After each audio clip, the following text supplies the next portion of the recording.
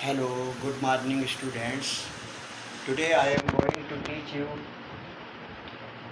the third and fourth stanza of the poem On His Blindness, composed by a great poet John Milton. I have already taught you the first and second stanza, in which the poet has described about his grief when he was blind, and it was a great misfortune for him.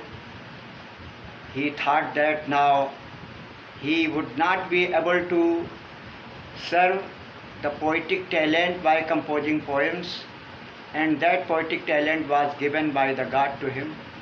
He thinks that when he would return after his death in the court of God, he would be scalded.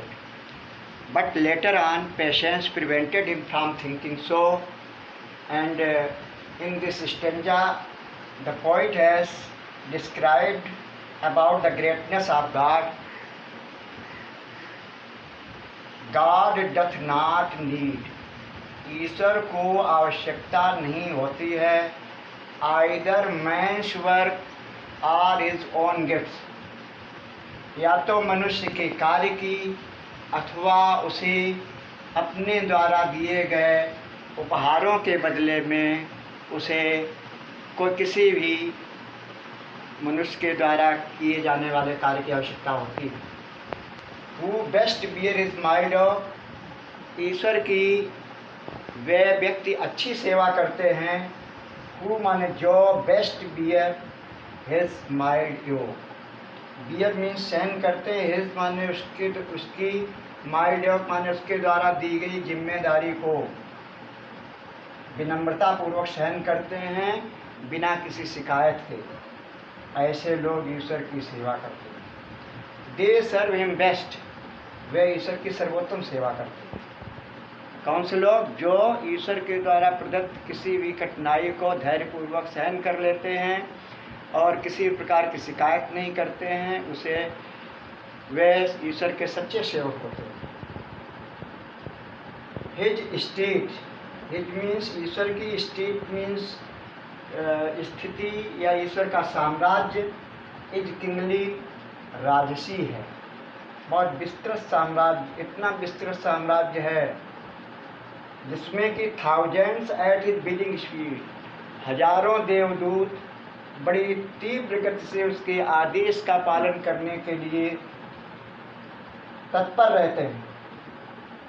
And post over land and ocean, और वे उस सेवा को जल में अथवा थल में बिना किसी विश्राम के लगे रहते हैं. वो हजारों देवदूत जो है ईश्वर के आदेश का पालन करने के लिए तत्पर रहते हैं, किंतु वे लोग भी ईश्वर की सेवा करते हैं. दे आल्सो सर्व, वे भी ईश्वर की सेवा करते हैं. Who obey, who only stand and wait, जो कि ईश्वर के आदेश की प्रतीक्षा करते हैं और ये सोचते हैं कि ईश्वर उन्हें भी सेवा करने का अवसर प्रदान करेंगे. तो ऐसा सोच करके इंतजार ही करते रहते हैं. ऐसे लोग भी ईश्वर के सच्चे सेवक होते हैं. In this stanza, the poet has described about the greatness of God, and God does not need either man's work or in the return of his gifts given to him.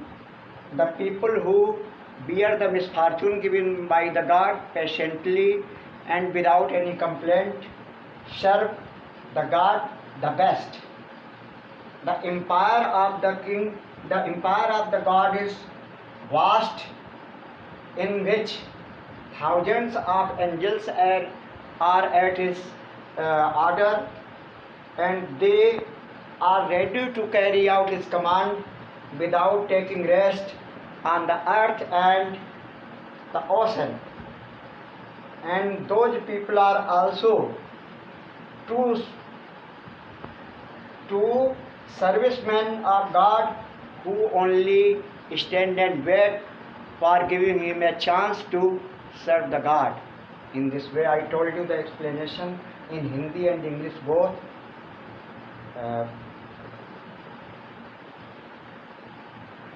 Thank you very much. Okay.